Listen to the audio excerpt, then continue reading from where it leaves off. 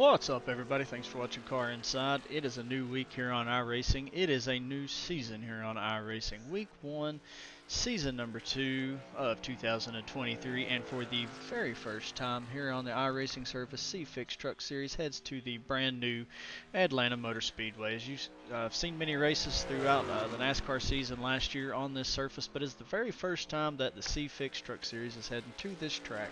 Now, if you're like me, you've probably ran it a few times with the Xfinity, the Cup car, and the ARCA car, but you're excited to get to run it here for C-Fixed.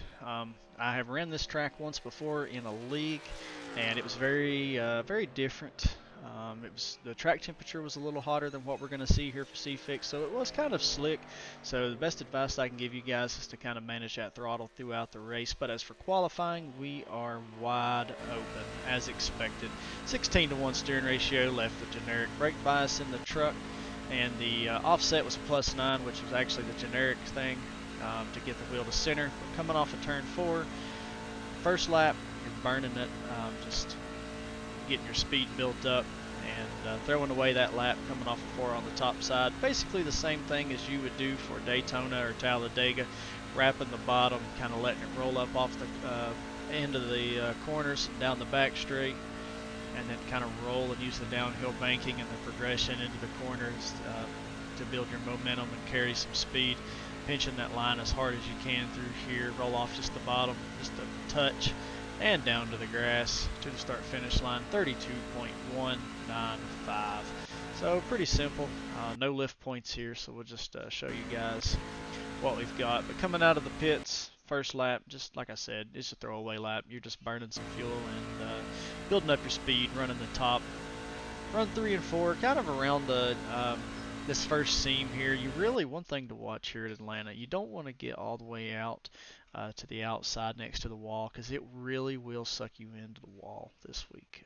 This new racetrack, one thing I've noticed is if you're trying to run the high side and it's 3 wide, it will suck you into that. So be aware of that, especially through your qualifying run. Kind of run the top seam. I would straddle this a little up near the top. I actually got the right side tires on it. It's not that critical. It doesn't matter. Just enough to get the speed up, and then as straight as you can down to that red line, just clipping it. You want to be relatively low crossing the start finish line, and then you just kind of aim straight in here. We're barely going to clip this, and as straight as we can off into turn number 1.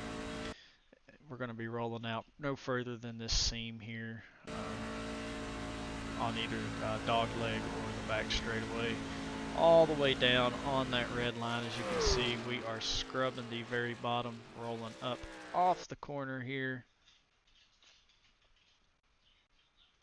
As you get around the exit of turn number 2, just kind of barely just creeping up off the bottom, just enough to keep our wheel straight. Run down the back between these 2 white lines here, and I don't start turning left till after I pass up the dotted double lines. Same thing here, going through 3 and 4 as close to that red line as we can possibly get. All the way around, barely rolling off, just kind of following this seam just for the slightest bit, because if you keep the wheel turned to the left just too much, it kind of scrubs a little. And then diving it down, aiming for this access road here at the grass, all the way down to the bottom there. As you can see, we're getting really close to it. Just free lap time, cutting off the track and to the start finish line.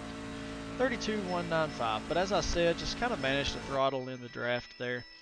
As most of you guys know with super speedways, it's pretty well flat out wide open. But for the way the league race ran, it may just been the hotter track conditions producing a hotter track temperature, but we were managing the throttle a little, so that's something to be aware of as the race goes on. You may have to manage the throttle and keep the rear tires from burning up, but I feel like for the most part it's going to be wide open, and especially if you get in these C-Fix races with a lot of yellows, there's going to be a lot of cautions. It's typical super speedway racing, and this one is an animal of its own. It's a lot more narrow, not as much room, so just be wary. It's going to be one of those weeks where you're going to complain about safety rating all week, but then ready to do the next one and jump in and go and just get beat up again. We know how that goes. We've all been there. But as always, we appreciate you watching here on Car Inside. We hit 1,000 subscribers this week. That's awesome. So we actually, I'm going to start a new idea here that I have, and actually this video is going to be linked up through that. We're going to do a thing that's I guess I'm going to title it Hot Lap in a Hot Minute. And we're going to jump in here and start doing shorts. And every week that we do a qualifying breakdown, I'm going to have a short that's the hot lap. We're going to run through it just as quick as we can within a minute, show it, link this video to it, then you come in here and listen to me ramble on for about 5 minutes and what to look for and what to expect. So do a couple different things here, try to get more traffic onto the channel, but this all wouldn't be possible if it wasn't for you guys and all the continued support. And thank you guys for putting me up over 1,000. It's pretty awesome. So we'll see you guys next time. Hopefully we'll see you out on the track this week. Have a good one. As always, thanks for watching Car Inside.